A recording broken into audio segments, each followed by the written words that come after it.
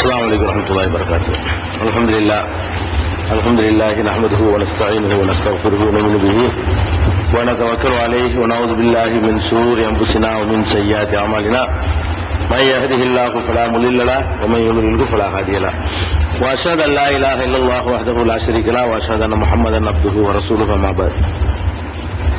கண்ணியத்திற்குரிய எல்லாம் வல்ல அல்லாஹ் ஜல்ல ஷானஹு தஆலாவின் நல்லடியார்களே, அல்லாஹ்வுடைய பேரருளால் திருமறை குர்ஆன் அருளப்பட்ட புனிதமிக்க ரமலான் மாதத்திலே முதல் அத்தியாயமாக திகழ்கின்ற சூரத்துல் ஃபாத்திஹாவின் சில வசனங்களுக்கான விளக்கத்தை நாம் பார்த்திருக்கிறோம். இறுதியாக இய்யாக நஅபுது வ இய்யாக நஸ்தஈன், உன்னையே வணங்குகிறோம், உன்னிடமே உதவி தருகிறோம் என்று அல்லாஹ்விடத்தில் நாம் செய்யக்கூடிய ஒரு உறுதிமொழியை பற்றி விளங்கி வருகிறோம். உன்னையே வணங்குகிறோம் என்று சொன்னால் வணக்கம் என்றால் என்னன்னு முதல் தெரியணும். அப்பதான் உன்னையே வணங்குகிறோம் என்ற விஷயத்தில் நம்ம தெளிவாக சரியான நிலைப்பாட்டை எடுக்க முடியும் என்பதற்காக வேண்டி வணக்கம் என்றால் என்ன என்பதுல ஒரு வணக்கத்தை நம்ம பார்த்திருக்கிறோம். வணக்கம் என்றால் துவா என்பது ஒரு வணக்கம் அப்படின்னு பார்த்தோம். அது தவிர வேறு சில வணக்கங்களை நம்ம இன்றைக்கு பார்க்கவிருக்கிறோம். அதுக்கு முன்னாடி இந்த இதுல ஒரு கேள்வி ஒருத்தர் கேட்டார், நேற்று முக்கியமான கேள்வி சொல்லி விட்ட வேண்டியிருக்குது. அதாவது அல்லாவுக்கு உதாரணம் கூடக்கூடாது, அல்லாவுக்கு நிகரா யாரும் இல்லை அப்படி எல்லாம் நீங்க உரையில குறிப்பிட்டீங்க, குர்ஆனுடைய வசனத்தை எல்லாம் சான்றா சொன்னீங்க. ஆனா உன்னையே வணங்குகிறோம், உன்னுடைய உதவி தேடுகிறோம் என்று சொல்லும் பொழுது கணவன் மனைவியை இறைவனுக்கு ஒப்பிட்டு குறிப்பிட்டீர்கள். இவ்வாறு ஒப்பிட்டு குறிப்பிடலாமா? இப்ப கணவனுக்கு கொடுக்க வேண்டியதை கணவனுக்கு அல்லாம வேற ஆளு கொடுத்தா ஒத்துக்குருவானா அப்படின்னு நம்ம கேட்டு, அல்லாஹ் கொடுக்கிறது அல்லாஹ்வுக்கு தான் கொடுக்கணும், அடுத்த ஆள் கொடுக்க கூடாது. ஒரு மனைவி கணவனுக்கு கொடுக்கக்கூடிய மரியாதையை வேற ஆளுக்கு கொடுக்க கூடாதுன்னு சொன்னோம்ல, அதை வச்சு அந்த சகோதரர் கேட்டிருக்காரு. இது தலைப்பு சம்பந்தப்பட்டதா இருக்கிறதுனால அப்ப அல்லாஹ்வுக்கு நீங்க உதாரணம் காட்டி கணவன் மனைவி மாதிரி தானே அல்லாஹ்வுக்கு அடியானுக்குள்ள உறவு அப்படின்னு கேட்டிருக்கிறாரு. கண்டிப்பா அது மாதிரியானது இல்லை, அது ஒப்பிடுறதும் இல்லை.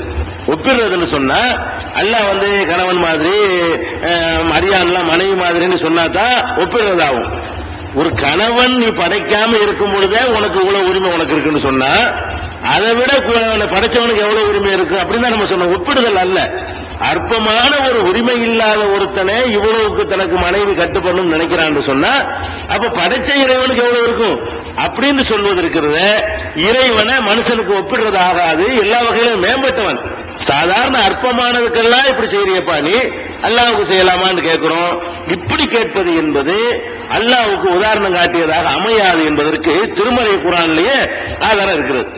அல்லாஹ் என்ன செய்யறான்னு கேட்டா ஒரு உதாரணம் சொல்றான். இது அல்லாஹ்வுக்குள்ள உதாரணம் இல்ல, புரிஞ்சுக்கிறதுக்காக அல்லாஹ் இதே நான் சொன்ன ஸ்டைல் அல்லாஹ் உதாரணம் சொல்றான். 30வது அத்தியாயத்தில் 28வது வசனத்தில் அல்லாஹ் சொல்றான், உங்களுக்கு நான் ஒரு உதாரணம் சொல்றேன். நீங்க ஒரு அடிமையை விலைக்கு வாங்கியிருக்கிறீங்க, எல்லாம் சொல்றான். நீங்க ஒரு அடிமை என்ன செய்றீங்க, காசு கொடுத்து. இந்த காலத்தில் அடிமை கிடையாது, அதனால அதனுடைய ஆழம் நமக்கு விளங்க கஷ்டமா இருக்கும். அடிமைன்னா ஆடு மாடு மாதிரி எந்த உரிமையும் உங்களுக்கு இருக்கா? சந்தையில விற்குவாங்க, காசு கொடுத்து வாங்கிட்டு நம்ம யூஸ் பண்ணிக்கிறது, அந்த மாதிரி உள்ளது. அப்ப உங்களுக்கு ஒரு அடிமை இருக்குன்னு வைங்க, அந்த அடிமையை நீங்க காசு கொடுத்து வாங்கிட்டு வந்த பிறகு உங்களுக்கு நாம் செல்வங்களை வழங்குகிறோம், பணக்காரன் ஆக்குகிறோம், உங்களுக்கு நிறைய வசதி தந்தோம்னு சொன்னா, உங்கள்கிட்ட இருக்கிற அந்த அடிமையை உங்களுக்கு நான் தந்திருக்கிற செல்வத்துல சமமான பங்காளி ஆக்கிக்கிறீங்களா? எல்லாம் கேட்கிறான். நான் உங்களுக்கு 1 கோடி ரூபாய் தந்துட்டேன், 10 கோடி ரூபாய் கொடுத்துருக்கேன். ஒரு அடிமை விலைக்கு வாங்கிட்டு வர்றீங்க, விலைக்கு வாங்கிட்டு நான் 10 கோடி ஆளுக்கு 5 கோடியா வச்சுக்கிடுவோம் அப்படின்னு அடிமைக்கு நீ கொடுப்பியா? நீனும் அவனும் எல்லா வகையிலும் சமமானவனாக பிரித்துக் கொள்வீர்களா? தகாபுனகும் கஹீபத்திக்கும் அம்புசக்கும், உங்களுக்கு பயப்படுற மாதிரி அவனுக்கு நீங்க பயந்து நடப்பீங்களா? உங்களுக்கு பயப்படுறீங்களா இல்லையா? அவர் பாப்பாவுக்கு பயப்படுறீங்க, அம்மாவுக்கு பயப்படுறீங்க, அந்த மாதிரி அந்த அடிமைக்கு பயந்து நடக்குவீங்களா அப்படின்னு கேட்டுட்டு இதை உங்களுக்கு நான் உதாரணமா காட்டுறேங்கிறான். அப்ப நீ ஒரு அடிமையை காசு கொடுத்து வாங்கின அடிமைய உனக்கு சமமா ஆக்க மாட்டேன்னு சொன்னா, படைச்சவனுக்கு சமமா எப்படி பண்ணி ஆக்குற? நல்லா கேட்கிறான். இதையே நீ செய்ய மாட்டேங்கிறிய, உனக்கு அடிமைக்கு உள்ள உறவை விட உனக்கு எனக்கு உறவு கூடுதலா இல்லை, எனக்கு அந்தஸ்து கூட இல்லையா? இப்படி கேட்கறது சமம் இல்லை, ஒப்பிடுறது இல்ல. அல்லாஹ்வுக்கு ஈக்குவலா பேசுவதுதான் ஒப்பிடுறதே தவிர மனுஷனுக்கே இப்படி பயப்படுறா, போலீஸ்காரனுக்கு இப்படி பயப்படுற, அல்லாஹ்வுக்கு பயப்பட என்னன்னு நான் கேட்கிறேன். இது போலீஸ்காரனுக்கு ஒப்பிட்டது ஆகாது. அரசாங்கத்துக்கு பயப்படுற நீ அல்லாஹ்வுக்கு பயப்பட மாட்டியா அப்படின்னு கேட்டா அரசாங்கத்தில் ஒப்பிட்டாரு சொல்லக்கூடாது. அரசாங்கத்தை விட அது கூட தான் நம்ம சொல்லிட்டு இருக்கோம். அந்த மாதிரி 30-28 அல்லாஹ் உதாரணம் சொல்றான். 16-75 இதே மாதிரியான உதாரணத்தை எல்லாம் சொல்லி காட்டுகிறான். 39-29 வசனத்தில் அல்லாஹ் உதாரணம் சொல்லி காட்டுகிறான். இந்த மாதிரி ஒரு உதாரணத்தை சொல்லி நீ ஒரு பள்ளிக்கூடத்து வாத்தியாருக்கே பயப்படுறீங்க, அப்ப ஏன் அல்லாஹ்வுக்கு பயப்பட மாட்டேங்கிற அப்படின்னு கேட்டோம்னா வாத்தியாருக்கு சமமாக்கிட்டான்னு நினைக்க கூடாது. வாத்தியாருக்கே நீ பயப்படும் போது அல்லாஹ்வுடைய பயப்படலங்கிறது மேலதான் வைக்கணும். அல்லாஹ் ஈக்குவலா ஒப்பிட்டால் அது குற்றம் தான். அல்லாஹ் தடுத்தது தடைதான். அல்லாஹ்வுக்கு சமமாக யாரையும் ஒப்பிட்டு பேசுவது எப்பவும் குற்றம் தான். நாம ஒப்பிட்டாலும் குற்றம் தான், யார் ஒப்பிட்டாலும் குற்றம் தான். மேம்படுத்தி பேசுவது எதுல வராது, அது ஒப்பிடுறதுல வராது.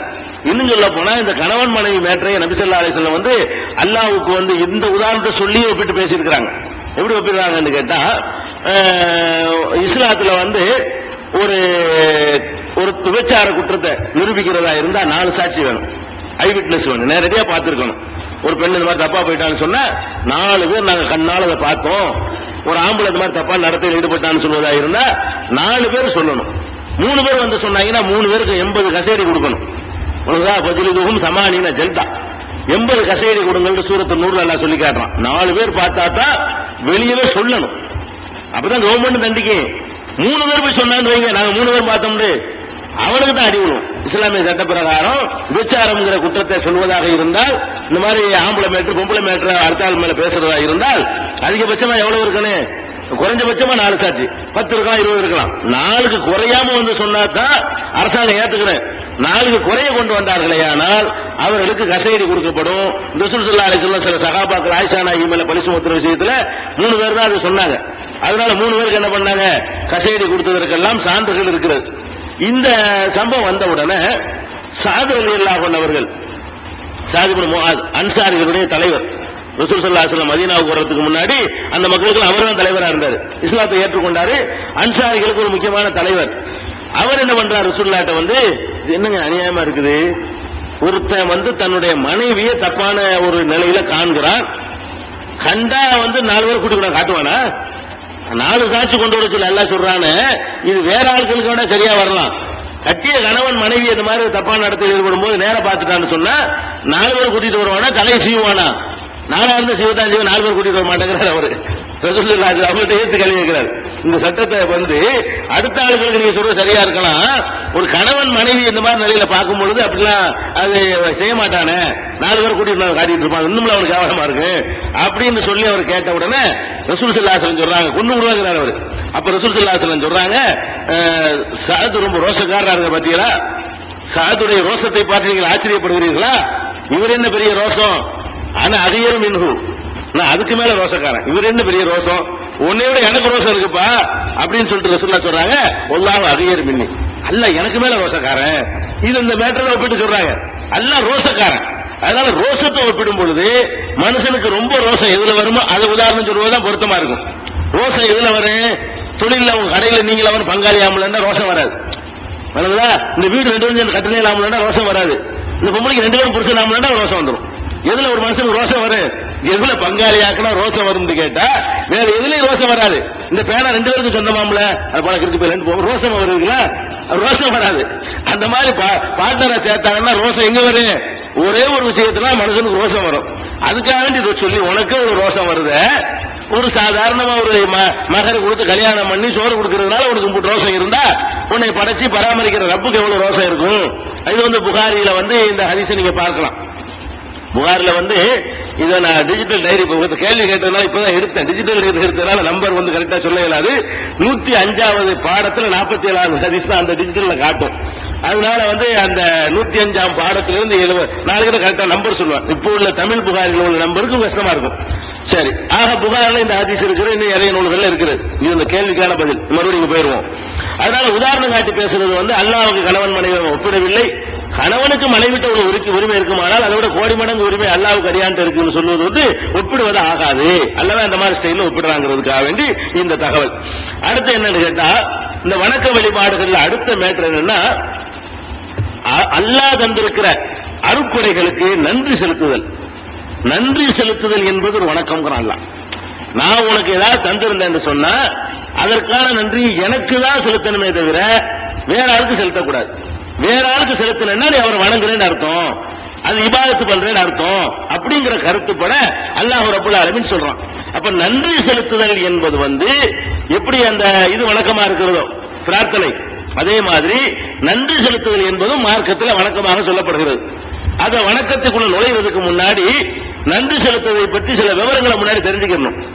நன்றி செலுத்தல் என்பது மனுஷனுக்கு நன்றி செலுத்த மார்க்க அனுமதிக்குது. அல்லாஹ்வுக்கு தான் நன்றி செலுத்தணும்னு அவசியம் கிடையாது, மனுஷனுக்கும் நன்றி செலுத்தலாம். எப்படி செலுத்தலாம் கேட்டா 31வது அத்தியாயத்தில் 14வது வசனத்தில் அல்லாஹ் சொல்லி காட்டுகிறான், வஸைனல் இன்சான பிவாலிதைஹி, பெற்றோருக்கு நன்மை செய்யுமாறு மனிதனுக்கு நாம் வலியுறுத்தி இருக்கிறோம். ஹமலத்துஹு உம்முஹு வஹனன் அலா வஹனின், அவனுடைய தாய் அவனை சிரமத்துக்கு மேல் சிரமப்பட்டு சுமக்கிறாள். ஓ பிசாலுஹு ஃபி ஆமைனி, 2 ஆண்டுகளில் அவள் பால் குடியை மறக்கச் செய்கிறாள். எனவே அவனுக்கு நாம் வலியுறுத்துகிறோம், அனிஷ்குருலி ஒலி வாலிதைக்க, எனக்கு நன்றி செலுத்துடா, உன்னுடைய பெற்றோருக்கு நன்றி செலுத்துடா என்று மனுஷனுக்கு நாம் வலியுறுத்துகிறோம் அப்படிங்கிறான். உன்னை கஷ்டப்பட்டு உங்க அம்மா சுமக்கிறதுனாலையும் பெற்றெடுக்கிறதுனாலையும் உனக்கு சோறு போட்டு உங்க அப்பா வளர்க்கறதுனாலையும் எனக்கு நன்றி செலுத்து, உன்னுடைய பெற்றோருக்கும் நன்றி செலுத்து. அனிஷ்குருலி, எனக்கு சுக்கூர் பண்ணு, ஒலி வாலிதைக்க, உன்னுடைய பெற்றோருக்கும் நீ சுக்கூர் பண்ணு, நன்றி செலுத்து அப்படின்னு அல்லாஹ் 31:14 சொல்றான். இதை பாத்தீங்கன்னு சொன்னா மனுஷனுக்கு நன்றி செலுத்தலாம். அது எப்படி நன்றி அல்லாஹ்வுக்கு மட்டும் உள்ளதா உங்களுக்கு சந்தேகம் வரலாம். இப்படி ஒரு ஹதீஸ் இருக்கிறது. அதே மாதிரி இது 31:14 நபிகள் நாயகம் ஸல்லல்லாஹு அலைஹி வஸல்லம் சொன்னாங்க, மல்லா யஷ்குரின் நாஸ லம் யஷ்குரில்லா, யார் ஒருத்தன் மனுஷனுக்கு நன்றி செலுத்தவில்லையோ அவன் அல்லாஹ்வுக்கு நன்றி செலுத்தணும் ஆக மாட்டான். ஒரு மனிதன் உங்களுக்கு ஒரு உதவி செஞ்சான்னு சொன்னா அவனுக்கு நீங்க நன்றி பாராட்டல என்று சொன்னா அல்லாஹ்வுக்கு நன்றி செலுத்த நீங்க ஆக மாட்டீங்க என்று ரசூல் ஸல்லல்லாஹு அலைஹி வஸல்லம் சொல்றாங்க. அவன் மனிதனுக்கு நன்றி செலுத்துவது என்பது அல்லாஹ்வுடைய தூதரை என்ன செய்றாங்க, வலியுறுத்துறாங்க. அது எப்படி இபாதத்தாகும்? மனுஷனுக்கே நன்றி செலுத்தலாம் இருக்கும் பொழுது அல்லாஹ்வுக்கு மட்டும் நன்றி செலுத்தணும் எப்படி சொல்ல முடியும்? அது எப்படி சுக்ருங்கிற இபாதத்தாகும் என்ற சந்தேகம் இந்த ஹதீஸை பார்க்கும் பொழுது உங்களுக்கு வரலாம். இந்த ஹதீஸ் எங்க இருக்குன்னு கேட்டா திருமதியில 1877, 1878, அபூதாவுதுல 4177, முஸ்னத் அஹ்மதுல 7191, 7598, 7676, 8673, 9565, 9982, 10850, 11278, 17721, 17722, 18543, 18544, 20836, 20845 இவ்வளவு அகமதுல. இவ்வளவு நூல்கள்லையும் இவ்வளவு ஹதீஸ்ல என்ன இருக்குன்னு கேட்டா மனுஷனுக்கு நன்றி செலுத்தலைன்னா அல்லாஹ்வுக்கு நன்றி செலுத்தல அப்படி ரசூல் ஸல்லல்லாஹு அலைஹி சொன்னாங்க. ஹதீஸ் சஹீஹான ஹதீஸ் தான். அதே மாதிரி புகாரியில 2585வது 2585 2585வது ஹதீஸில் இருக்கிறது, நபி ஸல்லல்லாஹு அலைஹி வஸல்லம் அவர்கள் யாராவது அன்பளிப்பு கொடுத்தார்களேயானால் அதை ஏற்றுக்கொள்வார்கள், நன்றியாக பிறதி அன்பளிப்பும் செய்வார்கள். இன்னைக்கு ஏதாவது சோறு வாங்கி கொடுத்தாங்கன்னா நாளைக்கு அவங்க ஒரு டீ வாங்கி கொடுத்துருவாங்க. அதாவது ஒருத்தர் அன்பளிப்பு தந்தா வாங்கிக்கிடுவாங்க, வாங்கிக்கிட்டே கையேந்திட்டு இருக்க மாட்டாங்க, அதுக்கு பதிலாக கொடுக்கவும் செஞ்சிருவாங்க. யாராவது அன்பளிப்பு கொடுத்தாங்கன்னு சொன்னா யார்ட்டையும் மறக்க மாட்டாங்க. இன்னைக்கு வாங்கிக்கிறது, நாளைக்கு அவங்களால எந்த என்ன செய்வாங்க, அடுத்த நாள் அதை கொடுத்து விட்டுருவாங்க. அன்பளிப்புக்கு அந்த பிரதி பலனாக என்ன செய்வாங்க, மற்றொரு அன்பளிப்பு அவங்க செஞ்சு முடிச்சிருவாங்க. இது கூட நன்றி தானே, அவங்க ஒண்ணு செஞ்சிருக்கலாம், நம்ம இன்னைக்கு ஒண்ணு செய்யறோம் அப்படிங்கிறது ஒரு நன்றியை தான் காட்டுது. இது புகாரில 2585வது ஹதீஸில் நீங்க பார்க்கிறீங்க. அதே மாதிரி நபிகள் நாயகம் ஸல்லல்லாஹு அலைஹி வஸல்லம் சொல்றாங்க, ஒமன் அத்தா இலைக்கு மாரூஃபன், உங்களுக்கு யாராவது ஒரு உதவி செய்தால், ஒரு நன்மை செய்தால், ஒரு சட்டை எடுத்து கொடுக்குறாரு, ஒரு கைலி எடுத்து கொடுக்குறாரு பெருநாளைக்காக வேண்டி, அதை படிக்கிறதுக்கு பள்ளிக்கூடத்துக்கு பணம் கட்டுறாரு, ஒரு பாட புத்தகம் வாங்கி தர்றாரு, ஏதாவது ஒரு உதவி செய்தாரையானால் காபி ஊகு, அதுக்கு பிரதி உபகாரம் செய்து விடுங்கள். அவர் ஒண்ணு செஞ்சாருன்னு சொன்னா அவருக்கு பொருளை கொண்டு செய்யறாங்க, பொருளை கொண்டு செய்யுங்க. வேற மாதிரியான ஒரு ஹெல்ப் பண்ணி அவருக்குரிய ஒரு உதவியை செஞ்சுன்னு செய்யுங்க, பிரதி பலனை நிறைவேற்றிருங்க. இல்லம் தஜிது, பிரதி பலனை உங்களுக்கு செய்ய முடியல என்று சொன்னா ஃபதுலஹு, அவருக்காக நீங்கள் துஆ செய்யுங்க. எந்த அளவுக்கு துஆ செய்யுங்க என்று கேட்டா ஹத்தா தாலமு அன்கது காஃபத்துமுஹு, அவருடைய நன்றிக்கு நீங்கள் கடனை செலுத்தி விட்டீர்கள் என்று நம்பிக்கை வர்ற அளவுக்கு நீங்க அவருக்காக துஆ செய்யுங்க. 1 கோடி ரூபாய் ஒரு ஆளுக்கு தந்துட்டாரு. இது எப்ப நம்ம மனசு நிறைவடையும், சாவர வரைக்கும் செஞ்சுட்டு இருக்கலாம். எல்லாருக்கும் நிறைய கொடுங்க, எல்லாரும் நிறைய குடும்பம் ஒரு 50,000 கொடுக்குறாரு, டெய்லி அவர் செஞ்சுட்டு இருப்போம். ஒரு 20 வருஷம் கணக்கு தெரியா போச்சு. நம்ம மனசு தான் காரணம். அதுல ரசூல் ஸல்லல்லாஹு அலைஹி சொல்றாங்க, அவர் அன்பளிப்புக்கு நீங்கள் கடனை தீர்த்துட்டீங்க என்கிற அளவுக்கு துஆ செய்யுங்க. ரொம்ப தந்தா ரொம்ப துஆ செய்யுங்க, கொஞ்சமா தந்தா கொஞ்சமா துஆ செஞ்சுக்கிறீங்க. அவர் யார் உங்களுக்கு அன்பளிப்பு தர்றாரோ முடிஞ்ச அளவுக்கு திருப்பி அன்பளிப்பு செய்யுங்க. திருப்பி அன்பளிப்பு செய்யற மாதிரி எல்லாரும் இருக்க முடியுமா? செல்வந்தர் நிறைய அன்பளிப்பு செய்வாரு, வாங்குற ஏழை திருப்பி அதே மாதிரி செய்யறாங்க, கஷ்டம். முடிஞ்சா அன்பளிப்பு செய்யுங்க. சமமான நிலையில இருந்தால் அன்பளிப்புக்கு அன்பளிப்பு கொடுத்துருங்க. அப்படி இல்லைங்கிற பட்சத்துல அவருக்கா துவா செய்யுங்க. எந்த அளவுக்கு துவா செய்யுங்கன்னு கேட்டா, அவர் செய்த உதவிக்கு நன்றி கடை செஞ்சுட்டீங்க, நம்ம அதுக்கு தகுந்த மாதிரி அல்லாட்ட கேட்டோம், 1000 ரூபாய் கொடுத்தாரு, நான் ஒரு வருஷமா இருக்கிற அவர் டெய்லி கேட்டு தானே இருக்கணும், போதும் அப்படின்னு விட்டு வேண்டியதான்.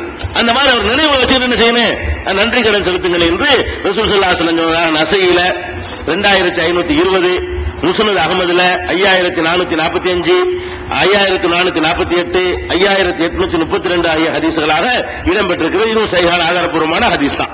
இப்படி செய்ய சொல்றாங்க. அதே மாதிரி நபி ஸல்லல்லாஹு அலைஹி வஸல்லம் சொல்றாங்க 1958 திருமதி.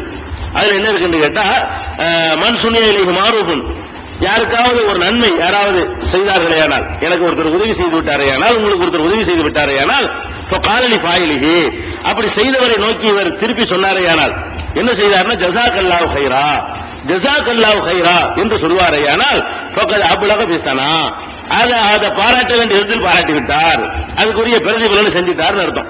அதாவது திருப்பி பொருள் உதவி செய்யறவங்க செஞ்சுட்டு போங்க. அப்படி இல்லாதவங்க குறைஞ்சபட்சம் என்ன செய்யணும், ஜஸாக்கல்லாஹு கைரா. என்ன அர்த்தம், அல்லாஹ் இதுக்கு சிறந்த கூலி உங்களுக்கு தரட்டும். நீ 1000 ரூபாய் கொடுத்த, ஒண்ணுக்கு 10,000 அல்லாஹ் தரட்டும்.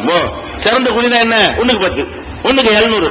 அதனால நீங்க எனக்கு ஒரு உதவி செய்தாயானால் அவருக்கு நான் என்ன செய்யணும், ஜஸாக்கல்லாஹு கைரா, அல்லாஹ் உங்களுக்கு நல்ல கூலியை தரட்டும், இதுக்காக வேண்டிய எனக்கு தந்துட்டீங்க, அல்லாஹ் உங்களுக்கு இதுக்கு பெரிய பரிசு தரட்டும், மறுமையில வர வைக்கட்டும், உங்களுடைய அந்த நன்மை வீணா போக கூடாது நான் விரும்புறேன், எனக்கு தந்ததுக்காக அல்லாஹ் உங்களுக்கு தருவான் அப்படின்னு சொல்லி துஆ செய்யுங்கள் என்று ரசூல் ஸல்லல்லாஹு அலைஹி வஸல்லம் சொல்றாங்க.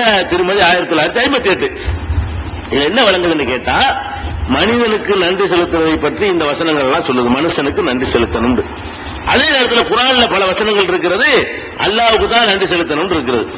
முரண்மார் தெரியும் பாத்தீங்கன்னா 39வது அத்தியாயத்தில் 66வது வசனத்தில் எல்லாம் சொல்லுகிறான், பலில்லாஹ ஃபாபுத், இல்லை அல்லாஹ்வை மட்டும் வணங்கு, வகும் மின ஷாக்கிரீன், நன்றி செலுத்துறவர்கள் ஆயிரு. அல்லாஹ் வணங்குனா நன்றியாது, நன்றி செலுத்தக்கூடியவர்கள் நீ ஆகிவிடு என்று சொல்லி நன்றியை அல்லாஹ் இபாதத்துல சேர்க்கிறான். அதே மாதிரி 21:252 நல்லா சொல்லி காட்டுகிறான், அதுக்குருக்கும் வஷ்குருனி வலா தக்ஃபுரூன், எனக்கு நன்றி செலுத்துங்க, என்னை நிராகரிச்சிடாதீங்க. நன்றி செலுத்தாம இருக்கிறது இறைவனை நிராகரிக்கிறது. 2 பாயிண்ட் தான் போறான், ஒன்னு நன்றி இல்ல நிராகரிப்பு. நீ எனக்கு நன்றி செலுத்தினா முஸ்லீமா இருப்ப, நன்றி செலுத்தினா காபிர் ஆயிருவ. எனக்கு நன்றி செலுத்துங்க இல்ல காபிர் ஆயிராதீங்க அப்படின்னு நல்லா சொல்லி காட்டுகிறான். அதே மாதிரி 76:3 நல்லா சொல்லி காட்டுகிறான், இன்னா ஹதைனாஹு சபீல, மனிதனுக்கு நம்ம நேர்வழியை காட்டுகிறோம், இம்மா ஷாக்கிரன் இம்மா கஃபூரா. ஒன்னு நன்றி செலுத்துறவனா இருக்கிறான், இல்லாட்டி நிராகரிக்கிறவனா இருக்கிறான். ஒன்னு காபிரா இருக்கான், இல்லாட்டி ஷாக்கிரா இருக்கிறான்.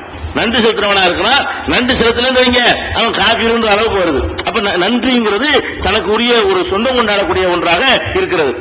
அதே மாதிரி அல்லாஹ் சொல்லி காட்டுகிறான் 272 வெயிட்டான வசனம், தெளிவா ஆட்டிக்கிறான். அல்லாஹ் என்ன சொல்றான்னு கேட்டா, வஷ்குரு லில்லாஹ், அல்லாஹ்வுக்கு நன்றி செலுத்துங்கள், இன் குன்தும் இய்யாஹு தஅபுதூன், நீங்கள் அவனை வணங்குவவர்களாக இருந்தால் அவனுக்கு நன்றி செலுத்து. வணக்கத்துல சேர்க்கிறான், நீங்கள் அல்லாஹ்வை வணங்குற நெசமா இருந்தால் அவனுக்கு நன்றி செலுத்துங்கள், அதான் வணக்கம்ங்கிறான். அப்ப அல்லாஹ்வுக்கு நன்றி செலுத்துவதுதான் வணக்கம் என்று 272 சொல்லி காட்டுகிறான்.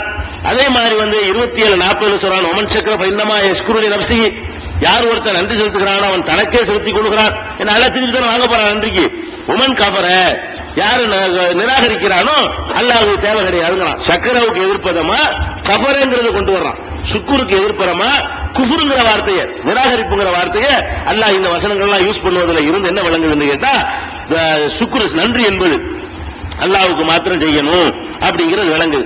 இது ரெண்டையும் போட்டு குழப்பம். அல்லாஹ்வுக்கு நன்றி செலுத்துறாங்க ஒரு பக்கத்துல மனுஷனுக்கு செய்யாட்டி வெற்றி இல்லைங்கிறாங்க. என்ன அப்படின்ற மாதிரி குழம்பலாம், குழம்ப தேவையே இல்லை. அதான் நன்றி செலுத்தல் என்பது எதை மனுஷன் செய்யறான்னு உங்க கண்ணால ப்ரூஃபா தெரிகிறதோ, மனுஷன் தெரிந்து உங்களுக்கு கண் மூடா வெளிப்படையா தெரிகிறதோ, அந்த நன்றி எல்லாம் மனுஷனுக்கு செய்யுங்க. மனுஷன் வழியா இல்லாம உங்களுக்கு மறைமுகமா என்னென்ன வந்து கொண்டிருக்கிறதோ அது அந்த மனுஷன் தரல, அது அந்த நன்றி அல்லாஹ்வுக்கு சொல்லும், அது அல்லாஹ் தர்றான். ஒரு 1000 ரூபாய் இருக்கிறாரு, பையிலிருந்து எடுத்துறாரு, கண்ணால பாக்குறீங்க, அவருக்கு நன்றி சொல்லணும், அவர் கண்டிப்பா நன்றி சொல்லணும். அதோட அல்லாஹ்வுக்கு நன்றிக்கலாம், அவன் கல்ப மாத்தினுக்கு வேணா இன்னொரு நன்றி சேர்த்துக்கலாம். இவர் எடுத்துறதுக்கு இவர் நன்றி சொல்லிக்கிட்டா கூட அந்த மனசுல எண்ணத்தை போடணுமா இல்ல, அதுக்காக வேண்டி வேண்டால் அந்த கல்ப மாத்திர விஷயங்கள் அவன் அதிகாரத்தில் இருக்கிறதுனால அந்த நன்றி அல்லாஹ்வுக்கு செலுத்தலாம். எடுத்து தர்றான அவன் தானே கையில தர்றான், அதுக்கு நன்றி செலுத்திடலாம். எந்த விஷயத்தை எவனும் தராம உங்களுக்கு கிடைச்சிக்கிட்டே இருக்கிறது, யாரும் உங்களுக்கு தர்ற மாதிரி தெரியல, அது வாட்டுக்கு மறைமுகமா அது வாட்டுக்கு சேர்ந்துட்டே இருக்கிறது. இந்த மாதிரி வர்ற எல்லா காரியத்துக்கும் சொந்தக்காரன் யாருன்னு கேட்டா அல்லாஹ் தான். அப்ப அவனவன் செய்கிற நன்றி அவனுக்கு செய்யணும். அவனவன் செய்கிற உதவிக்கு அவனவனுக்கு நன்றி செலுத்துவதுதான் அது நியாயமானதா இருக்குங்கிற அடிப்படையில இதை புரிஞ்சுக்கிட்டா குழப்பம் வராது. அல்லாஹ்வுக்கு நன்றி செலுத்தணும். எதுக்கு நன்றி செலுத்தணும்னு கேட்டா, அல்லாஹ் உங்களுக்கு செய்திருக்கிற எந்த ஒரு அருளுக்காக வேண்டியும் அல்லாஹ்வை தவிர வேற யாருக்கு நீங்க கூடாது அருள் செஞ்சு நீங்க நன்றி செலுத்த கூடாது. செஞ்சீங்கன்னா அவங்கள இபாதத்து பண்ணிட்டீங்க, அவங்கள வணங்கிட்டீங்க அப்படிங்கிற ஒரு கருத்து அதுல வந்துடும். இதை இப்படி புரிஞ்சுக்கிட்டோம்னு சொன்னா ஒரு குழப்பம் வராது. இப்ப மழை பெய்யுது, மழை பெய்யுற மனுஷனா கொண்டாந்து பெய்ய வைக்கிறான், எவனும் பெய்ய நல்லா தெரியுது. இது மனுஷன்லாம் செய்யல, இந்த அண்ணா வரும் 2 நாள்ல வருங்க வரமாட்டேங்குது. பலத்த மழை பெய்யுங்கிற அன்னைக்கு தான் சரியான வெயில் அடிக்குது. அது எப்ப வருந்து கணிச்சு கூட இவனுக்கு சொல்ல முடியல. மழை இவன் கொண்டு வருவானா? மழைக்கு இவனுக்கு சம்பந்தமே கிடையாது. அப்ப அப்படி இருக்கிற நேரத்தில் மழை பெய்யுதுன்னு சொன்னா இந்த மழை பெய்யறது நெஞ்சிடக்கூடாது. அந்த பெரியார் வந்தாரா, மழை பெய்ஞ்சான்னா முடிஞ்சு வச்சுக்கிற. என்ன செஞ்சிட்டீங்க? மழை பெற்றதற்கான நன்றிய ஒரு மனுஷனுக்கு போய் செஞ்சிட்டீங்க, செலுத்திட்டீங்க. இந்த வருஷம் அந்த விடிவெள்ளி அந்த பக்கத்தில் இருக்கிறது, அதனால நல்ல மழை பெய்யும். இந்த வருஷம் இப்படி இருக்கிறது, அதனால அந்த மழை பெய்யாது அப்படின்னு சொல்லிட்டு நீங்க சொன்னீர்களே, ஆனால் நீங்க மழை தருவதற்கான நன்றிய வேற இடத்துல நீங்கள் சமர்ப்பிக்கிறீங்க. அப்படிங்கிற மாதிரி உதவிகள் நிறைய இருக்குது. நமக்கு கண்ணுக்கு தெரியாத முறையில் இறைவன் புறத்திலிருந்து வரக்கூடிய அந்த எல்லா உதவிகள் எல்லாமே அதுக்கு சொந்தக்கார அல்லாஹ் அப்படின்னு விளங்கி மனுஷனை கண்ணுக்கு முன்னாடி செய்யறானா அவங்க நன்றி சொல்லுங்க. ஒரு அரசாங்கத்திலிருந்து உங்களுக்கு உதவி பணம் தர்றாங்க, ரொம்ப நன்றிங்க சொல்லலாம், சொல்லலாம் அல்ல சொல்லணும். ரொம்ப கஷ்டப்படுறீங்க, ஒரு சட்டை எடுத்து கேட்கறீங்க, சட்டை எடுத்து கொடுத்துட்டாரு, நன்றி சொல்லணும். ஏன்னா அவர் எடுத்து தர்றது கண்ணால பாக்குறீங்க, அவர் தான் தர்றாரு உங்களுக்கு. அப்படி இல்லாம மனுஷன் உங்களுக்கு தரவே இல்லை, ஆனால் உங்களுக்கு கிடைத்துக் கொண்டிருக்கிறது, ஏதோ ஒரு வகையில் கிடைத்துக் கொண்டே இருக்கிறது. அது மாதிரியான எந்த உதவிகள் நீங்கள் பெற்றாலும் அதற்கு எந்த வகையான வாய்மொழியாக செயல்மொழியாக எந்த விதமான நன்றியை வேற இடத்துக்கு நீங்கள் போட்டீர்களேயானால் அல்லாஹ்வுக்கு செய்யற வணக்கத்தை வேற இடத்துக்கு தள்ளிட்டீங்க, ஷிர்க் வச்சிட்டீங்க. உண்மையா வணங்குகிறோம் என்பதுல பொய் சொல்லிட்டீங்கன்னு அர்த்தம். இதை புரிஞ்சுக்கிற கூட உதாரணமா சொல்லுவோமே. இப்ப என்கிட்ட ஒரு ஆள் கேட்கிறார், ஒரு 10,000 ரூபாய் தாங்குகிற, நான் கொடுத்துட்டேன், நானும் உட்கார்ந்துட்டு இருக்கிறேன். 10,000 ரூபாய் வாங்கிட்டு பக்கத்துல வந்து பார்த்து 10,000 ரூபாய் ரொம்ப நன்றின்னு அவன் சொல்றாரு, எனக்கு எப்படி இருக்கும்? ஏன் நான் கொடுக்குற 10,000 ரூபாய் கையில வாங்கி வச்சுக்கிட்டு என்னைய பார்க்காம பக்கத்துல உள்ளவன்ட்ட போய் 10,000 ரூபாய் நல்ல நேரத்தில் கொடுத்து உதவுனீங்க அப்படின்னு சொன்னா எனக்கு எப்படி இருக்கு? பாவி, நான் கண்ணாடி வாங்கி வைத்துக் கொண்டு அவனுக்கு போய் நன்றி கேட்பனா இல்லையா? அப்ப சம்பந்தம் இல்லாத ஒருத்தனுக்கு நம்மள்கிட்ட உதவி வாங்கிட்டு நமக்கு நன்றி செலுத்தாம போடா கூட மன்னிச்சிருவோம். நம்ம வாங்கிட்டு அம்மாட்டு போராடுவாங்க, நாகரிகம் கூட இல்ல, வாங்கினதுக்கு நன்றின்னு சொல்லாம போறான் அப்படிங்கிறத படிக்கிறோம். நமக்கு நன்றி செலுத்தாம நம்மள்ட்ட வாங்கிட்டு வேற ஆளுக்கு நன்றி செலுத்தினா ஒத்துக்கிறோமா? நான் உனக்கு கொடுத்த அவனுக்கு போய் அவன் தான் சொல்லியாரு கேட்பமா இல்லையா? இப்ப நீங்க எப்ப நான் கேட்ப அல்ல கேட்க மாட்டானா? நம்மள மாதிரி சாதாரண அற்பமான உதவி செய்யக்கூடியவர்கள் இப்படி கேட்கக்கூடிய நேரத்தில் அல்ல கேட்பான்.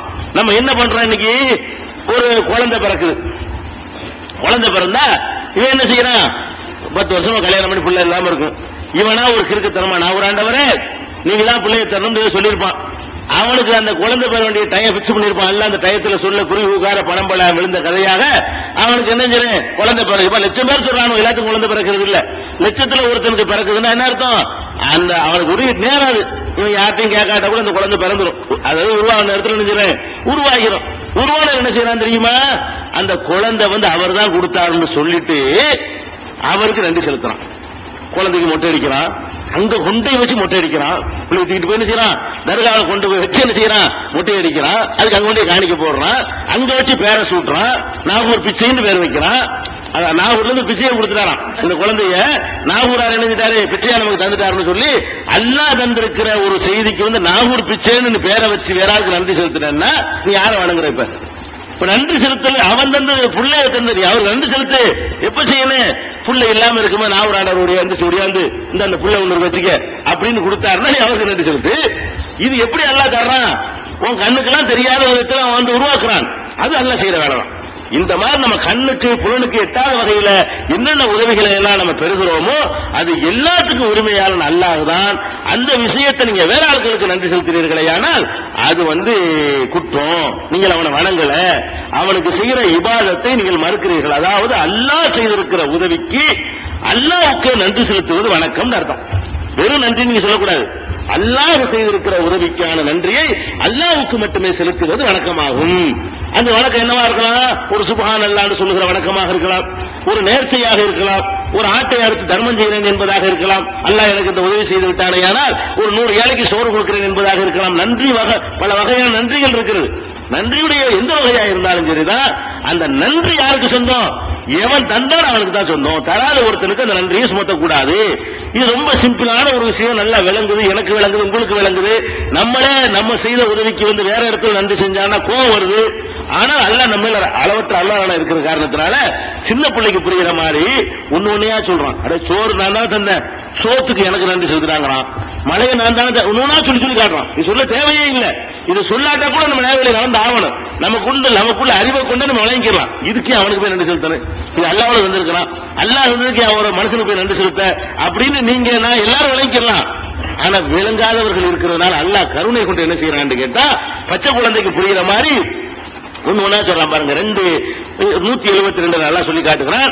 யாய் உள்ளதின் ஆமனும், நம்பிக்கை கொண்டவர்களே, குலூமின் தையிபாத்தி ரஸக்னாக்கும், உங்களுக்கு நாம் வழங்கிய உணவை நீங்கள் உண்ணுங்கள்.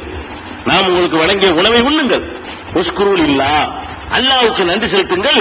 இன்குந்தும் இய்யாஹு தஅபுதூன், நீங்கள் அவனை வழங்குற ரசமாக இருந்தால் அவனுக்கு நன்றி. திங்கிறதுக்கு நன்றி செலுத்துவான். நாம் உங்களுக்கு வழங்கியது நல்லா சாப்பிடுங்க, சாப்பிட்டு நன்றி எனக்கு செலுத்துங்க. ஏன்னா நான் தான் தர்றேன்.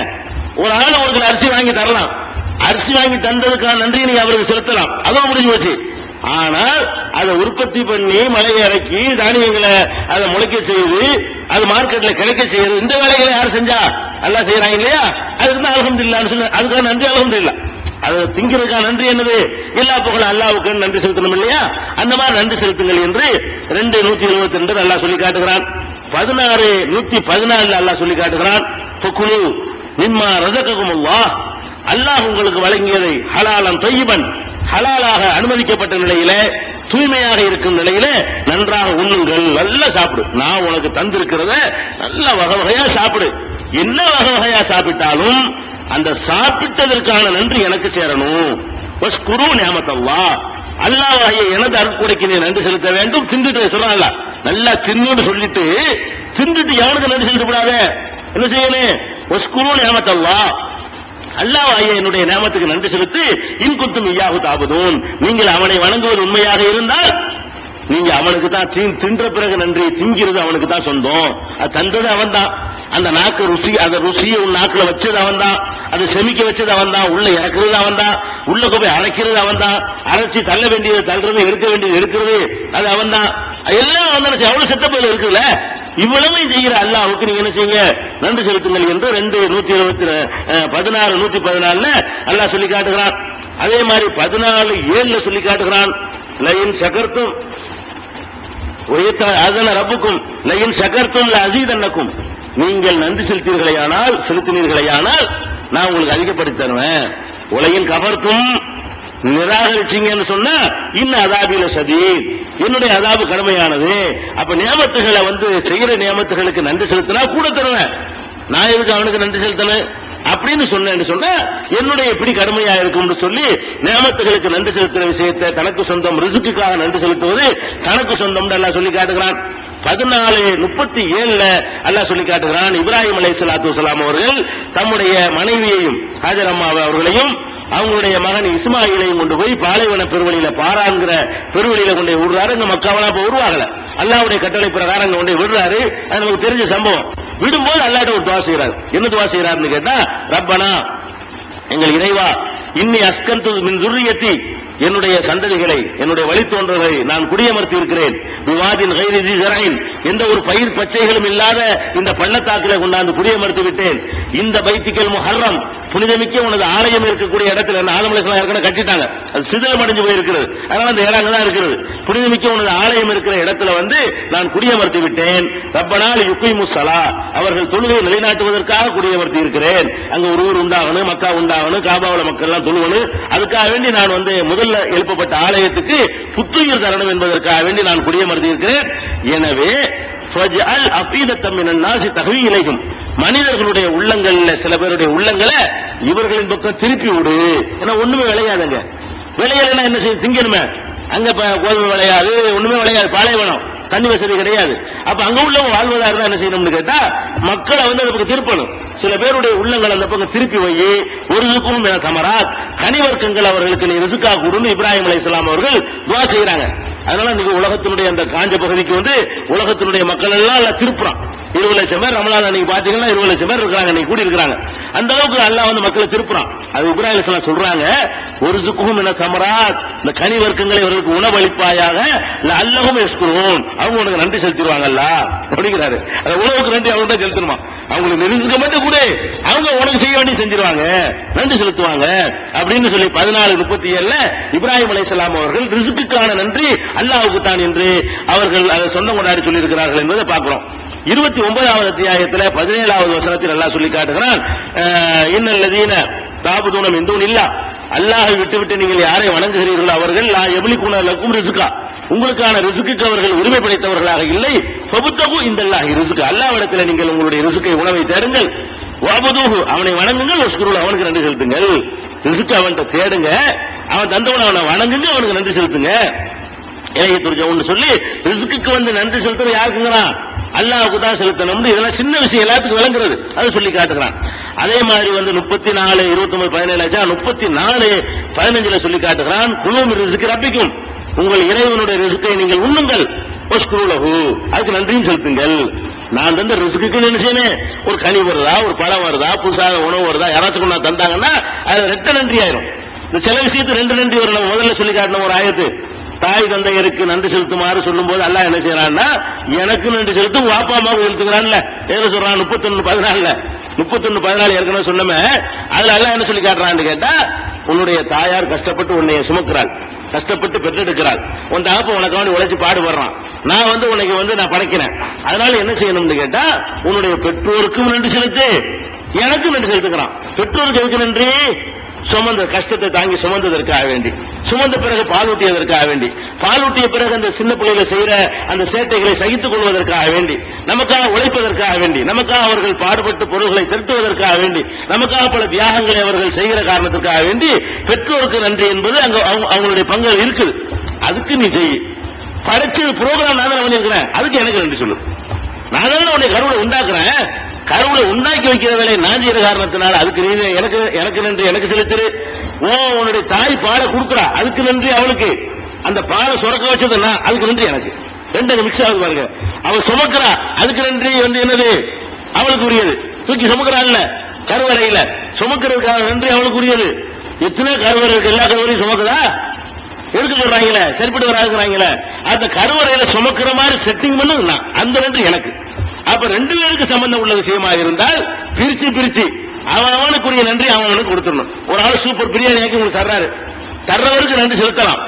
பிரியாணி உன்னை தந்தாரு, செலுத்தி விட்டு இந்த மெட்டீரியல் எல்லாம் உற்பத்தி செஞ்சு வந்தவன் அல்லாதானே, இவருக்கு இந்த பேருக்கு இறங்கிருச்சா, இவருக்கு புதுசா கண்டுபிடிச்சாரா, தயாரிச்சாரா, அல்லாஹ் கண்டுபிடிச்சு வந்திருக்கிறான். அதனால அதுல உள்ள அரிசி ஆகட்டும், அதுல ஊத்திருக்கிற எண்ணெய் ஆகட்டும், அதுல உள்ள பருப்பு ஆகட்டும், அதுல உள்ள மற்ற கறி ஆகட்டும், எதுவா இருந்தாலும் அவன் எல்லாம் படைச்சு வச்சுக்கிறான், அவனுக்குள்ள சொந்தம் அப்படின்னு அந்த வகையான நன்றியை வந்து அவனுக்கு சொந்தமாக்கணும்.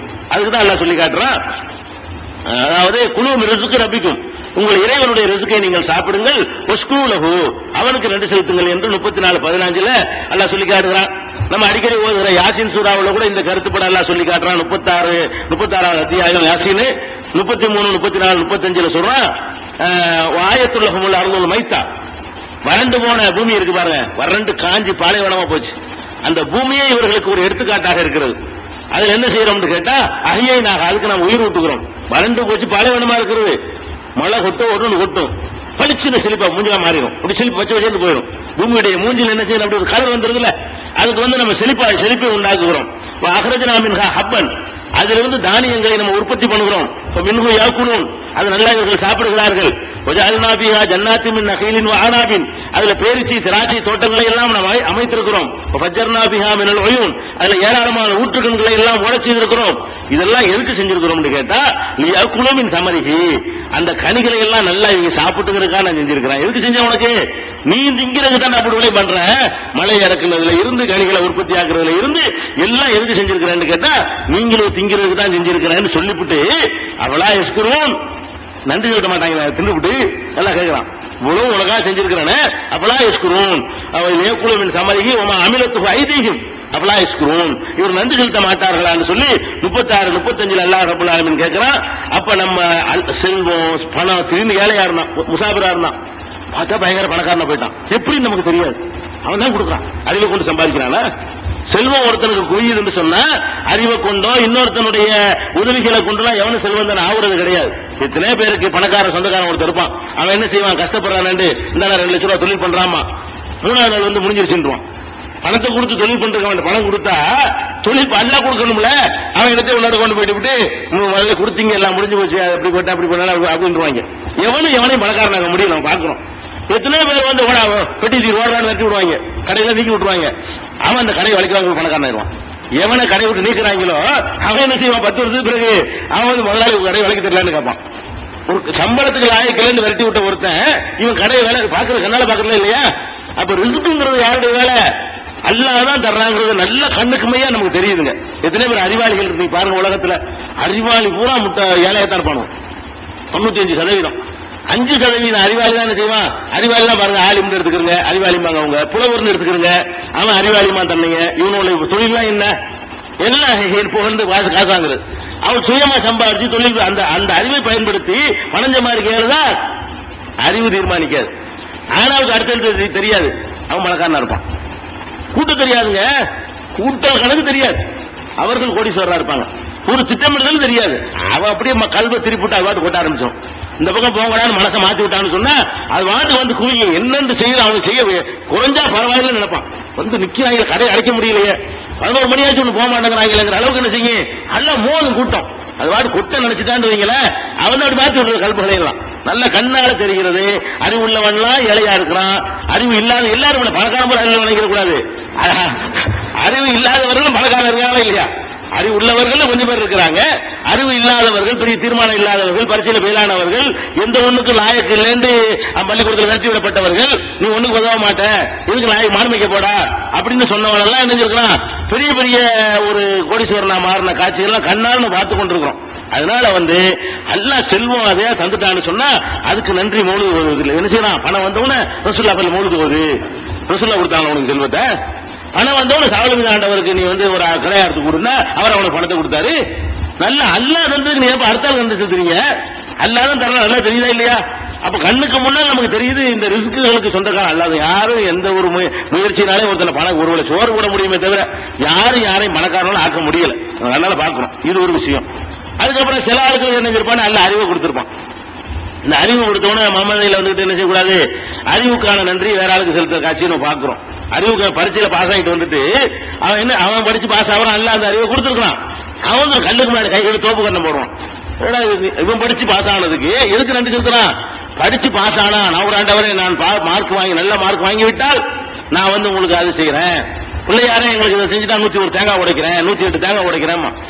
இவன் படிச்ச அறிவை கொடுத்தது அப்ப அவரா கொடுத்தாரு, அவன் அல்லது அவளியாவை கொடுக்கிறாரு. உனக்கு அறிவு சிந்தனை எல்லாம் அறிவை தர்ற ரப்புல் ஆலமீன் அவன் பண்ணி வச்சிருக்கான். இத்தனை பேரை பாக்குறோம். அவன் ரொம்ப ஏழ்மையில பிறந்திருப்பான், அறிவு வளர்வதற்கான பேக்ரவுண்ட்ல வளர்ந்தே இருக்க மாட்டான், எங்கேயும் போயிருப்பான். பெரிய ஒரு ராயல் ஃபேமிலி, பாப்பா IAS இருப்பாரு, அம்மா IPS இருப்பாங்க, எல்லாம் அக்கா தங்கச்சி அண்ணன் தம்பிலாம் டீச்சரா இருப்பாங்க. அந்த ஊர்ல ஒரு பிள்ளையா இருப்பான், எல்லாத்துக்கும் கோழிமுட்டை வாங்கிட்டு வருவான். அவன்ல பண்றான். அவன் என்ன செய்யறான், கூலி வேலை செய்து கொண்டிருக்கிறவர்கள் முதல் தரத்துல பாஸ் ஆகிற காட்சியை பாக்குறீங்க. நல்ல அந்த படிப்பை படிப்பதற்கு அதிகமான வாய்ப்புகள் வசதிகள் பெற்றவர்கள் வீட்டு வேலை எதுவும் கொடுக்க மாட்டாங்க, படிக்க தனி ரூம் கொடுத்திருப்பாங்க, லைட் போட்டு கொடுத்திருப்பாங்க, ஏசி போட்டு கொடுத்திருப்பாங்க, டேபிள் போட்டு கொடுத்திருப்பாங்க, எந்த ஒரு தொந்தரவும் பண்ண மாட்டாங்க. அவன் பாட்டுக்கு வந்து படிச்சுட்டு இருக்க வேண்டியதான், அவன் வேலை போயிடறான். அப்ப இந்த அறிவு நல்லா கொடுக்கிறது அவன் செய்யற வேலை நல்லா தெரியும். இது கிஃப்ட் யாருடைய உழைப்பினாலேயோ திறமையினாலேயோ வர்றது கிடையாது. அவனா யாருக்கு நாடுகிறானோ அதை கொடுத்துருவான். அந்த நன்றி யாருக்கு செய்யணுமா அல்லாஹ் சொல்றான். அதிகமான அறிவு கொடுத்த ஒரு ஆள் அல்லாஹ் சொல்ற தத்துவ ஞானங்கள் கொடுக்கப்பட்டதாக அல்லாஹ் குர்ஆன்ல சிலாகித்து ஒரு ஆளை சொல்றான். லுக்மான் ஹக்கீம்ங்கிறாங்க இல்லையா, அவர் ரொம்ப ரொம்ப பெரிய ஞானி, அவர் ஞானம் கொடுக்கப்பட்டவர், நிறைய தத்துவங்கள் சொன்னவர், நல்ல நல்ல அறிவுரைகள்லாம் சொன்னவர் என்று அல்லாஹ்வே குர்ஆன்ல பாராட்டுற லுக்மான் என்ற பெயரில் ஒரு சூரா கூட இருக்கிறது. அவர் நபி இல்லைனா அவர் ஒரு நல்ல ஒரு தத்துவ ஞானியா இருந்தாரு, இறைவனை நம்பினவராக இருந்தார், ஏகத்துவ கொள்கையில உள்ளவராக இருந்தார்.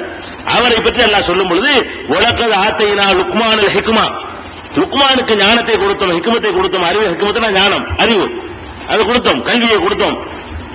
என்ன சொல்லி கொடுத்தோம் தெரியுமா? அனிஷ்குர் லில்லாஹ், எனக்கு நன்றி செலுத்துவியா, அப்பதான் அந்த அறிவு தருவேன் அப்படின்னு சொல்லி கொடுத்தவங்க அல்ல.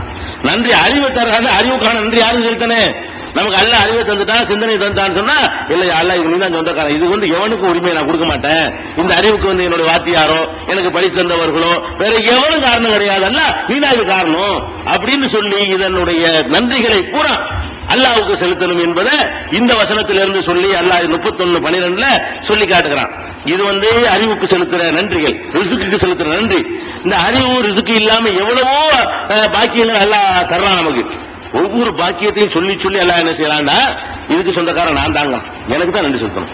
இந்த மாதிரி உனக்கு செய்யற பாக்கியங்கள் அது யாசின் சூராவுல 36, 71, 72, 73 ஆகிய வசனங்கள் எல்லாம் சொல்லி காட்டுகிறான்.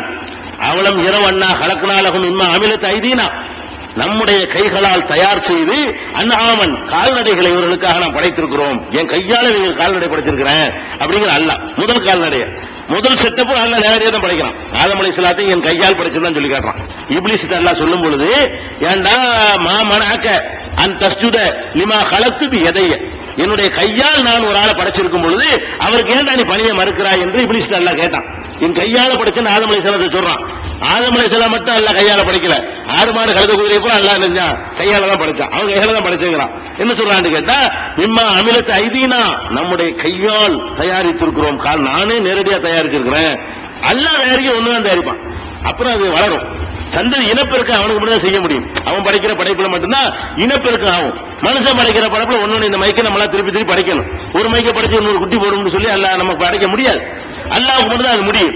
நாமே நம்ம கையால் நினைச்சிருக்கிறோம், அதை படைச்சிருக்கிறோம். பொகுமுலகா மாலிக்கும், ஆனா இவன் எஜமான இருக்கிறான். படைச்சதுன்னா நான் தான் முதலாளிங்கிறான். இந்த ஆறு யார் படைச்சது? நான் படைச்சது. இது யாருக்கு சொந்தம்னா நான் சொந்தம்ங்கிறான். இந்த மாறி யாருக்குன்னா அல்லாஹ் படைச்சான். யார் சொந்தக்காரன்? யார்? இப்ப பொகுமுலகா மாலிக்கும், இவர்களுக்கு உரிமையாளர் நான் படைக்கிறேன், இவருக்கு உரிமையாளர் ஆக்கியிருக்கிறான், ஆயிட்டான், நான் தான் ஆக்கியிருக்கிறேன் அல்லாஹ் சொல்லிவிட்டு சொல்றான். முதல்நாளகும் அதுல அதை விட முக்கியம், படைக்கிறத முக்கியம் இல்ல, அதை உங்களுக்கு பணியை செஞ்சிருக்கிறல்ல. உண்மையில அந்த மாட்டுக்கு இருக்கிற வலிமையோட ஒப்பிட்டா நீ ஒரு வலிமையா? ஒரு முட்டுக்கு தாங்குவியா? ஒரு முட்டு ஒரு வெளிசிச்சு என்று சொன்னா கதை முடிஞ்சு போயிருங்க. ஒரு மாட்டுக்கு நம்ம நிக்க முடியுமா? ஒன்னும் நிக்க முடியாது. அது நமக்கு பயப்படுத்து பாருங்களேன். நம்ம வெயிட் என்ன, நம்முடைய வலிமை என்ன? நமக்கு ஒரு வண்டியில ஒரு முட்டையை ஏற்றி ஒண்ணு இழுத்துட்டு போக முடியுமா? இழுக்குதுல அவ்வளவு வலிமை இருக்கிறத அதுக்கு தெரியாம ஆக்குறாள். அதுக்கு மட்டும் அவருடைய வலிமை தெரிஞ்சுன்னு வைங்க, இந்த சுண்டக்கா நம்மள மிரட்டுறானா, அப்படி திருப்பி பிடிச்சின்னு வைங்க, என்ன ஆகுறது? அவன் செய்யறான் அந்த வேலையை. இது நான் செய்யற வேலை, நீ நினைக்காத. யானை ஒரு அங்க சுத்தி மிரட்டுறானுங்க. சிங்கத்தை ஒரு சவுக்கு சிங்க மாஸ்டர் இருப்பானு சிங்கம், அதை ஒரு சோழல் சொல்லட்டுவான், இப்படி கும்பிடும், காலத்துக்கு வச்சுக்கணும், இப்படி பெட்டிப்பா மாதிரி நிக்கி பாக்குற. இந்த மாதிரி எதுக்கு? உனக்கு நாம் அதை பணியை செஞ்சிருக்கிறோம். உண்மையில் அது பணியாது, நான் தான் செஞ்சிருக்கிறேன். அதனுடைய சக்தி உன்னுடைய சக்தியோட ஒப்பிட்டு பார்த்தால் நீ தான் அதுக்கு பயப்படணுமே தவிர அது உனக்கு பயப்படாது. ஆனா சிங்கம் பயப்படுது, புலி பயப்படுது, எல்லா மிருகங்களும் மனுஷனுக்கு பயப்படுது. அதெல்லாம் நான் பண்ணி வச்சிருக்கிறேன். முதல்ல நாகாலமும் இவர்களுக்காக நான் அதை பணியை செய்திருக்கிறேன். மின்ஹார கூபுகும், அதுல ஏறி வேற செல்றாங்க. மின்ஹார யாக்குரும், திங்க வேற செய்யறாங்க. ஒரு நாளைக்கு ஏறி போனாங்களே, சில கூரையில ஏறி போறான், கழுதுல ஏறி போறான், ஆட்டை எடுத்து திங்கிறான். சிலது திங்கிறானோ, சிலது மேல ஏறி போறாங்க. இந்த அளவுக்கு நான் பணியை செஞ்சிருக்கிறேன். கண்ணுக்கு முன்னாடி ஒரு ஆட்டை போட்டு அறுக்கிறோம், 100 ஆடு பார்த்துக்கிட்டு இருக்கும். எல்லாம் சேர்ந்துகிட்டு பண்ணா என்ன ஆகுறது? ஒரு ஆட்டை போட்டு அறுக்கிறீங்க இல்லைங்க, 100 ஆடு பார்த்துக்கிட்டே இருக்கும். அது பாட்டுக்கு மேய்ச்சிட்டு இருக்குங்க. அது கண்ணுக்கு முன்னாடி போட்டு அறுக்கிறதுனால கூட அது தன்னுடைய காரியத்தை விட்டு ஒதுங்காது. கட்டி போடாம கூட நீங்க அறுத்து பாருங்களேன். 100 ஆட்டை வச்சுக்கிட்டு ஒரு ஆட்டை பக்கத்துல வச்சு அறுத்தீங்கன்னா அது பாட்டுக்கு மெண்டுகிட்டே இலைய வேப்பிலை கொடுத்தா தின்னுட்டு இருக்கு. அதை பத்தி கவலையே அது கிடையாது. அது மாத்திரம் யூனியன் சேர்ந்துச்சுன்னா என்ன ஆகுறது? கசாபு கடைக்காரன் நிப்பானா, 100 ஆடு சேர்ந்துட்டு சுத்தி ஒரு மீது நீச்சுன்னா காலியா போயிடுவான். அப்ப இதெல்லாம் அவன் நீர வேலை திங்கிற பேசாம இருக்குது, அது கட்டுப்படுது. இப்படிலாம் சொல்லிவிட்டு உலகம் பீஹா மனாபியோ மசாரிபு, அதுல ஏராளமான குடிப்பதற்கு பால் கறக்கிறதுக்கான ஏற்பாடு செஞ்சிருக்கிற. இன்னும் ஏராளமான பயன்கள், ஏறி செல்ற, தோலை யூஸ் பண்ணிக்கிற, கறியை திங்கிற, இன்னும் எவ்வளவு பயன்கள் அதனால உனக்கு கிடைக்கிறது. இதெல்லாம் சொல்லிட்டு எல்லாம் சொல்றான். அவளா எஸ்குரும், எனக்கு நன்றி செலுத்த மாட்டீங்களா? இவ்வளவு நான் தானே தந்தேன். கறியை திட்டு நீ மாட்டு போயிட்டே இருக்கிறியப்பா, நான் உனக்கு ஆட்டை படைச்சு தந்திருக்கிறேன். குதிரை ஏறி நீ மாட்டு போயிட்டு இருக்கிறியா, நான் உனக்கு அதை வசப்படுத்தி தந்திருக்கிறேன், நன்றி செலுத்த மாட்டியா அப்படின்னு 36, 73 அல்லாஹ் கேட்கிறான். இப்போ 7:10 அல்லாஹ் சொல்லி காட்டுகிறான். உலக மக்கள் நாக்கும் பிள்ளார்களே, இந்த பூமியிலே நம்ம உங்களை உறுதிப்படுத்தி இருக்கிறோம். உறுதிப்படுத்தினா உங்களை வீசி எறிஞ்சிருந்த பூமி சுழன்று கொண்டிருக்கிறதுனால அது நம்மள ஈர்ப்பு சக்தினால் இழுத்து நிப்பாட்டி பிடிச்சு வச்சிட்டு இருக்குது. இல்லன்னா அது சுத்துற வேகத்துக்கு வீசி எரிஞ்சுன்னா ஒவ்வொருத்தரும் போய் சந்திரமண்டல எடுத்து அங்கேயும் முட்டிடுவான். இழுத்து வீசி அடிச்சுன்னு வைக்கிற வேகத்துல ஒருத்தனையும் எரிக்க மாட்டான். அதை சொல்லி காட்டுறாள், இந்த பூமி சுத்தி கொண்டிருக்கும் போது கூட, அது சுழன்று கொண்டிருக்கும் போது கூட உன்னை நான் உறுதிப்படுத்தி வச்சுக்கிறேன், என்னுடைய பாக்கியம் நன்றி எனக்கு செலுத்துது. இது சுத்த விட்டு உன்னை நிப்பாட்டி வச்ச என் வேலை அப்படிங்கிறாள். உலகது மக்கள் நாக்கும் பிள்ளாவை இந்த பூமியில உங்களை உறுதிப்படுத்தி வைத்திருக்கிறோம். என்ன உறுதிப்படுத்த முடியாது இந்த பூமியில, இதனுடைய இயற்கையான தன்மைக்கு வந்து தூக்கி நான் வீசும். ஆனால் அதனுடைய வேகத்தை விட அதனுடைய இழுக்கிற சக்தியை கூட கொடுத்து, ஈர்ப்பு சக்தி அதிகமா கொடுத்து, அது இழுக்கிறது வந்து தள்ளுற வேகத்தோட கூடுதலா இருக்கு. சுத்தும் போது தள்ளும்ல, அதனுடைய வேகம் எவ்வளவோ அதை விட பூமியை ஒன்னு இழுக்கிற வேகம் கூட இருக்கிறதுனால அது இதுல தோத்து போயிடுது, இழுத்து பிடிச்சிக்கிறது. அதோட சேர்ந்தா நீ சுத்திக்கிட்டு இருக்கிற, தனியா அது மட்டும் சுத்துறது இல்ல. அந்த மாதிரி ஆக்கி இருக்கிறேன்னு சொல்லிவிட்டு ஆயிஷ, அதுல உங்களுக்கு வாழ்க்கைக்கு தேவையான எல்லா சாதனங்களையும் படைத்திருக்கிறோம். கலிலமா தஸ்குரூன், குறைவாத்தான் நீங்க நன்றி உழவி பண்ணிட்டு குறைவா நன்றி செலுத்துறீங்களப்பா, எவ்வளவு தந்திருக்கிறேன் அந்த அளவுக்கு நன்றி செலுத்துறீங்களா நீங்க அப்படின்னு சொல்லி அல்லாஹ் வந்து நியமத்துகளுக்கு எல்லாம் நன்றி எனக்கு தான் சொந்தம் கொண்டாடுறான். 21:80 அல்லாஹ் சொல்லி காட்டுறான், அல்லம்னாஹு ஸனத்தல் அபூசில்லக்கும் லிதுஹ்ஸினக்கும் மின் பாஸிக்கும் ஃபஅல்லன்தும் ஷாக்கிரூன். தாவூத் அலைஹிஸ்ஸலாம் அவர்களுக்கு வந்து அதுக்கு முன்னாடி எல்லாம் இரும்புகளா இருந்துச்சு. தாவூத் அலைஹிஸ்ஸலாம் அவர்களுக்கு வந்து அல்லாஹ் என்னன்னு கேட்டா இரும்பை வந்து மென்மைப்படுத்தினான். இரும்பிலிருந்து பல சாதனங்களை, கவச உடை எல்லாம் செய்யக்கூடியதை அவர் கற்றுக் கொடுத்தான். இந்த கவசம் மட்டும் கண்டுபிடிக்கலன்னு, அது ஆரம்ப போர்கள்ல மனிதன் எதிரிகளை ஜெயிப்பதற்கு முதல்ல கண்டுபிடிச்ச தற்காப்பு சாதனம் அதுதான் கவசம்ங்கிறது. இரும்பு கவசத்தை போட்ட உடனே வாழை கொண்டு வெட்டினாலும் நமக்கு ஒண்ணாவது, வாழை தான் உடைஞ்சு போயிடும். நம்மளை காத்துக்கலாம். எந்த போர் படையில அதிகமான இரும்பு கவசம் வச்சுக்கிட்டு இருக்கிறாங்களோ அவன் ஜெயிச்சிருவான். இவன்ட்டு இரும்பு கவசம் இல்லாம போறா அவன் காலி ஆயிடுவான். இந்த காலத்துல பீரங்கி, துப்பாக்கி, விமானங்கள், ஏவுகணைகள் எப்படி தீர்மானிக்கிறதோ அதே மாதிரி அந்த காலத்துல வெற்றி தோல்வியை தீர்மானிக்கிறது வந்து கவசங்கள் தான். தாவூத் அலைஹிஸ்ஸலாத்துக்கு எல்லாம் சொல்றான், தாவூத் நபிக்கு வந்து கவசம் அணியக்கூடிய ஒரு கலையை நம்ம கற்றுக் கொடுத்தோம். எது கற்றுக் கொடுத்தோம்? யுத்தங்களில் இருந்து உங்களை காப்பதற்காக கற்றுக் கொடுத்தோம்னு சொல்லிட்டு அலந்தும் ஷாக்கிரூன், இதுக்கு நன்றி செலுத்துறவளா இருக்கிறீங்களா? நீங்க நன்றி செலுத்துறீங்களா? நான் தானே உங்களுக்கு செஞ்சு தந்தேன், இந்த கலையை நான் தானே உங்களுக்கு கற்று தந்தேன் அப்படின்னு அல்லாஹ் வந்து அதுக்கு சொந்தம் கொண்டாடுகிறான். அதே மாதிரி வந்து நீங்க கால்நடைகளை அறுத்து சாப்பிடுறீங்களா, உங்களுக்கு எவ்வளவு பணீர் குர்பானி கொடுக்கும்போது அதை சொல்லி காட்டி அதுக்கு நன்றி எனக்கு தான் செலுத்தணும் 22:36 சொல்லி காட்டுகிறான். அதே மாதிரி வந்து சுலைமான் அலைஹிஸ்ஸலாம் அவர்கள் வந்து ஒரு எறும்பு பேசுதுல அது அவருக்கு புரியுதுல, எறும்பு பேசுறது மனுஷனுக்கு புரியுறது ஒரு நேமத்து. இந்த நேமத்தை எனக்கு தந்தானே அந்த அல்லாஹ்வுக்கு நன்றி. ரப்பி அவுஸினி அன் அஷ்குர நேமத்துக அல்லதி அன்அம்த அலைய, எனக்கு நீ வழங்கிய நேமத்துக்காக வேண்டி நன்றி செலுத்துற வாய்ப்பை எனக்கு தந்துற அல்லாஹ். இந்த எறும்பு பேசுறதுலாம் எனக்கு புரியுற மாதிரி ஆக்கிட்டே அல்லாஹ், இது நானாவா தெரிஞ்சுக்கிட்டேன், நீ தான் எனக்கு கொடுத்த அப்படின்னு நன்றி செலுத்தணும்னு அவர் கேட்டார்னு சொல்லி 27:19 அல்லாஹ் சொல்லி காட்டுகிறான். அதே மாதிரி ஜின் வந்து இந்த பக்கத்து நாட்டினுடைய ராணியுடைய சிம்மாசனத்தை தூக்கி கொண்டாந்து முன்னாடி போட்டுரும், கண்மூடி திறக்கிற கூட கொண்டு வந்துடும். அப்ப அதை பார்த்தோன்னு அவர் சொல்லுவார், ஒரு சுலைமான் நபி சொல்லுவாங்க, ஆதாமின் பகுதி ரப்பி, இது என் இறைவன் எனக்கு தந்த அருட்கொடை. எதுக்கு தந்திருக்கான் தெரியுமா? நீ எவ்வளவு அஷ்குரா மக்ஃபுரு, நான் நன்றி செலுத்துகிறேனா அல்லது நன்றி மறக்கிறேனா என்று பார்ப்பதற்காக வேண்டி, சோதிப்பதற்காக வேண்டி அல்லாஹ் எனக்கு தந்திருக்கிறான் என்று சுலைமான் நபி சொன்னதாக 27:40 அல்லாஹ் சொல்லி காட்டுகிறான். அதே மாதிரி இரவு பகலை மாறி மாறி வரை செய்து உங்களுக்கு அமைதியான வாழ்க்கையை ஏற்படுத்தினது, அதுக்கு நன்றி எனக்கு தான் செலுத்தணும். இரவு பகல் மாறி மாறி இருட்டா போச்சா, அல்ஹம்துலில்லாஹ் அதுக்கு நன்றி உனக்கு தான். அல்லாஹ் விடியுதா, இருட்டா போய் இருட்டாவாகிட்டானா அவ்வளவுதான், உலகம் அழிஞ்சு போயிடும். பகலாக ஆகிட்டானா அவ்வளவுதான், சரியா வராது. அப்ப ரெண்டு இல்லாம இரவு பகல மாறி மாறி வர செய்யறோம் பாருங்க, அதுக்கு நீங்க எனக்கு தான் நன்றி செலுத்தணும். 28, 23, 40, 61 இதுல சொல்லி காட்டுறான். சுலைமான் நபிக்கு வந்து ஜின்களை வசப்படுத்தி கொடுத்து, சைத்தான்களை கூட வசப்படுத்தி கொடுத்து, போர்க்கருவிகள், பெரிய பெரிய பில்டிங்குகள், தேக்ஸாக்கள், சட்டிகள், அதெல்லாம் கொப்பரைகள் எல்லாம் செய்து கொடுத்தார்கள் நல்லா சொல்லும் பொழுது இதெல்லாம் செஞ்சு தர்றாங்கன்னு சொல்லிட்டு அல்லாஹ் என்ன சொல்றான்னு கேட்டா, களி யமனு ஆல தாவூத சுக்ரா, தாவூதுடைய சந்ததிகளே எனக்கு நன்றி செலுத்துங்கள். இதெல்லாம் அல்லாஹ் கற்றுக் கொடுத்து சுலைமான் நபி கொடுத்து அல்லாஹ் கேட்கிறான், யமனு ஆல தாவூத சுக்ரா, தாவூதின் குடும்பத்தாராகிய சுலைமான் குடும்பத்தார எனக்கு நீங்க நன்றி செலுத்த வேண்டும் என்று சொல்லித்தான் நான் கொடுத்தேன் அப்படின்னு அல்லாஹ் ரப்பல் ஆலமீன் அதுல சொல்லி காட்டுகிறான். நீங்க கடல்ல போறீங்க, கடல்ல போனா அது கடலை உங்களுக்கு வசப்படுத்தி தந்திருக்கிறான். அந்த அலைகளை மீறி போவதற்காக வேண்டி அந்த வாய்ப்புகள் எல்லாம் உங்களுக்கு தந்திருக்கிறான். அதுக்கு எனக்கு தான் நன்றி செலுத்தணும். அதுல இருந்து அழகான மீன்கள் எடுத்து சாப்பிடுறீங்க, அதுல நகைகள், பவளங்கள் எல்லாம் அதுல இருந்து தான் கிடைக்கிறது. பவளம், முத்து போன்ற ஆபரணங்கள் எல்லாம் கடல்ல இருந்து தான் உங்களுக்கு உற்பத்தியாகி கிடைக்கிறது. அதுக்காக வேண்டி எனக்கு நன்றி செலுத்தணும். இதுக்கு நன்றி எனக்கு தான் செய்யணும். 35:12 அல்லாஹ் சொல்லி காட்டுகிறான். அதே மாதிரி வந்து 45:12 அல்லாஹ் சொல்லி காட்டுகிறான். இது மாதிரி அல்லாஹ் வந்து இந்த நியமத்துகளுக்கான ரிசுக்குகளுக்கான நன்றி எனக்கு உரியதுங்கிறான், இல்மு அறிவு உனக்கு இருந்தால் அதுக்கான நன்றி எனக்கு உரியதுங்கிறான், உனக்கு சில சாதனங்கள் எல்லாம் அந்த உலகத்தில் வழங்கி இருக்கிறான்னு சொன்னா அதற்கான நன்றிகள் எல்லாம் சில ஆட்கள் சில சிறப்பு சில தகுதிகளை வழங்கினான்னு சொன்னா இப்படி ஒன்னொன்னுக்கா சொல்லி அல்லாஹ் சொல்றான அந்த நன்றியை அல்லாஹ் தந்ததற்கான நன்றியை அல்லாஹ்வுக்கு மட்டும் உரித்தாக்குவதும் இபாதத். இய்யாக நஅபுதுன்னா உன்னையே வணங்குறோம்னு என்ன அர்த்தம்? நீ தந்ததற்கான நன்றியை உனக்குத்தான் செய்வோம், நீ தந்ததற்கான நன்றியை வேற இடத்துக்கு கொடுக்க மாட்டான்ல அப்படின்னு யார் இருக்கிறார்களோ அவர்கள் தான் இய்யாக நஅபுது என்பதுல உண்மை சொல்றாங்க. இந்த நன்றியில தான் ஏராளமான வணக்க வழிபாடுகள் அமைஞ்சிருக்கு.